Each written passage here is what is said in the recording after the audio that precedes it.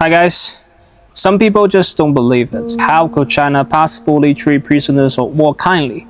They think we are just spreading propaganda. I once read a post that said, the reason why Asia as a whole is peaceful is because China is strong. Excited to have you once again, amazing viewer. I'm back again with another exciting compilation. This video right here is a continuation of the previous video I made on how China dealt with their oppressors after World War II.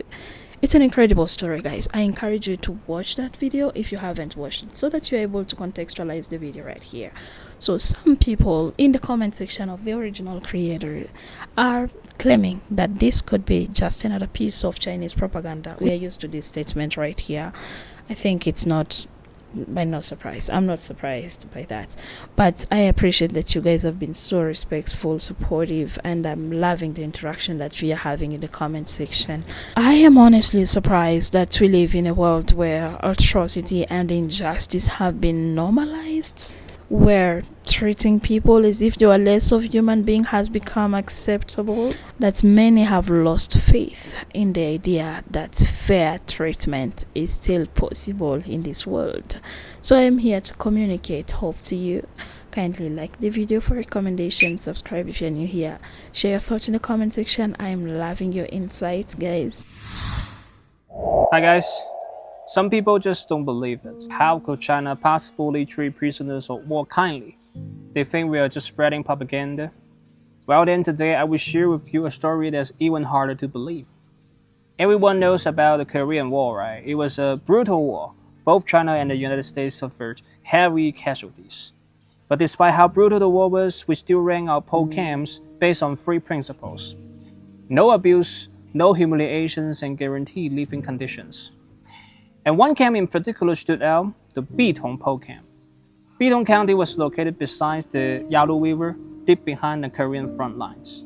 The entire camp held POWs from over 15 countries, including the US, UK, France, Canada, and South Korea, etc. So how did we manage these prisoners? In two ways: material support plus humane care. On the material side, to put it simple, we look after them the same way we look after our own. Sometimes better, never worse. Even when our own supply lines were tight, we still gave the POWs clothing, quits, towels, and medical services. Some of the POWs weren't used to the coarse grains we ate, so our soldiers would personally go into the kitchens to improve their meals. As for the humane side, we built a library for the POWs, stocked with foreign languages books, with respect to religious beliefs of every soldier, providing Bibles for Christians and religiously appropriate meals for Muslims. We even celebrate Christmas for Westerners with prepared gifts. Can you imagine that? Also, we allowed open communications for the POWs. But all of this was just the beginning. What happened next will surprise you even more. We organized an Olympic Games for the POWs. Yes, you heard it right, an Olympic Games. That event was held on November 15th, 1952, and its official name was the Chinese People's Voluntary Army Bitong POW Camps Olympic Games. Of course, this Olympic Games was not authorized by the IOC, but we still follow the full process. The events include an opening ceremony, cultural performance, a parade of athletes, torch relay, flag raising ceremony, compete with cheerleading squads, a band, and full logistics support. We even custom-made sports uniform for the athletes. The athletes were selected from 6 different POW camps with over 500 participants, competing in 27 events, including track and field, ball sports, and boxing. One African-American POW even ran a 10.6 seconds 100-meter sprint, just 0.4 off the world record. As for the prizes, they were specially transformed in from China, including Croatian vases, sandalwood fans, jade necklace, and silk umbrellas. So my friend, at this point it didn't feel like a prison, it felt like an international holiday camp. Everyone acted like they were here on holiday, they were here to have fun. And all of this happened when China was still dirt poor, when our soldiers were dying on the front lines every single day. A lot of people ask, why did we treat those posts so well? The answer is actually simple. There are two reasons. The first reason is that we believe you can't really win people over by force. Using force to win someone over is a pretty basic move. It only deals with the surface, but doesn't fix the real problem. Take fascism, for example. Fascist regimes are long gone. All fascists have been physically eliminated. But if given a chance, fascism could come back, because its spirit hasn't been fully wiped out. That's why traditional Chinese culture has always focused on winning people's hearts through kindness and integrity. In simple terms, it means leading by example, inspiring and changing your enemy through your actions and spirits. When your enemies becomes your friend, you don't have enemies anymore, you gain friends. That's a win-win for everyone, because no one is to die. The second reason is that in our eyes, you were victims too.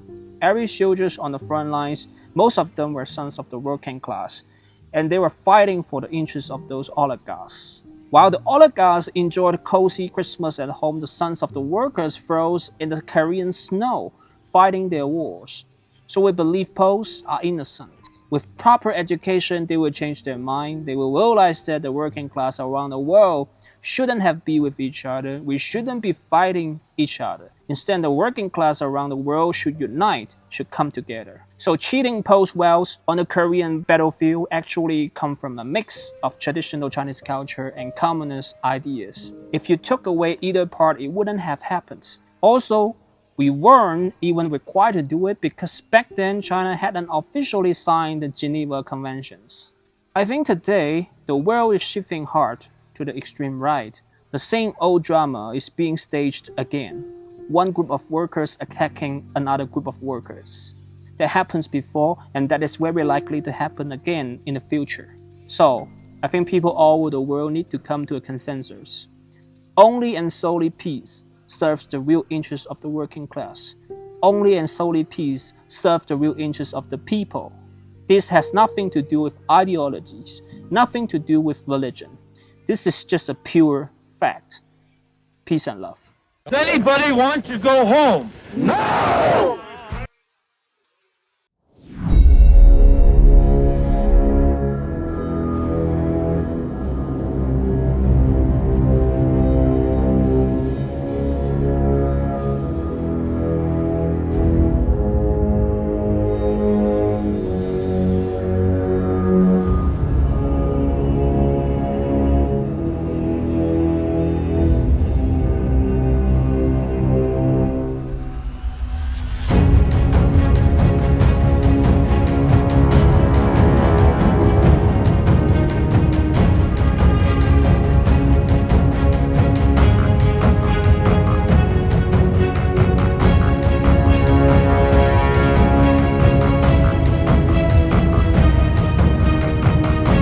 The reason why Asia as a whole is peaceful is because China is strong.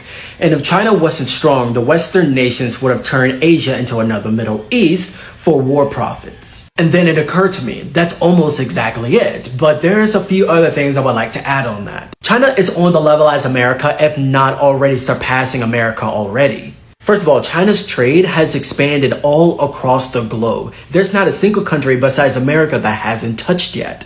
Second of all, there's only a handful amount of countries that can go against the United States, and that's Russia, China, Saudi Arabia, and maybe India. Everybody else does not have that power to do so. Sure, there's the European nations, but it's going to take a significant amount of manpower and technology to go against the United States. Not to mention, half of the European nations don't even like each other. Thirdly, it is because of China's influence in the last 1,000 years all over the Asian continent that makes China a very formidable adversary. When China was weak and rebuilding itself, America was attacking multiple Asian countries, the Philippines, Laos, Cambodia, Vietnam, Japan, South Korea, the list goes on. America is not innocent at all when it comes to attacking East and Southeast Asian countries. In fact, they have done all of that in the last 80 years alone. In fact, they were making so much money off of these Asian countries that they just kept doing it. So why stop now? It is because of the influence and power of China. People tend to forget that the Asian part of the world is filled with rich natural resources, agriculture, farms, and technology. A lot like Africa, but less oppressed and colonized. This is why China's BRICS alliance is growing so rapidly in a very short time, because they are giving these countries a chance to escape Western grasp. There's a lot of history and opinions on why a lot of Asian countries do not like China. And believe me, I know. I read up on it. It makes sense. All I'm saying is the reason why America hasn't turned Asian countries into a bomb field test is because China will never let that happen. Admittedly, China will probably make use of your resources in your country, while America would just take all of your resources and then bomb you afterwards. Now, of course, this goes into much more detail, but I'll save that for another time. Just a little something I thought it was interesting. I had also seen a post from an American who said the world would be peaceful if everyone would act like the Asians, but from what you've seen, not every Asian country is peaceful, but in the effort of maintaining peace, China is really leading. It is playing a huge role. It's kind of the role model. There are a few things that I noted from the story that was narrated to us. You are free to also share thoughts in the comment section. I want to start with their slogan: no abuse, no emulation, and guaranteed living condition. You've heard from the story. It is not fictional, it's not propaganda either, and we are not going to be silenced by the people who think that everything that sounds good, that looks good, that is the role model, that sounds better, is propaganda. We are not going to be silenced by this. We are in critical times, and such elements of history deserve better coverage. Like, the whole world should know about this. War isn't the only way. They believe that you cannot win over people's heart by force. But for them, they believe that war doesn't solve the core of the problem. Yes, you might fight, feel powerful, but if you really solve the core of the problem, like, this really caught my attention. Have you ever seen children who turn out to be rebellious because of authoritative parents who punish them for every wrong they do?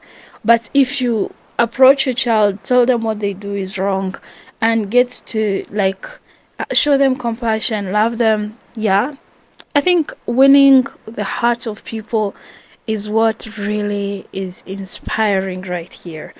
But which hearts are we winning? Corrupted hearts? That's a major problem right here. I don't know what you're learning from this. It has been insightful.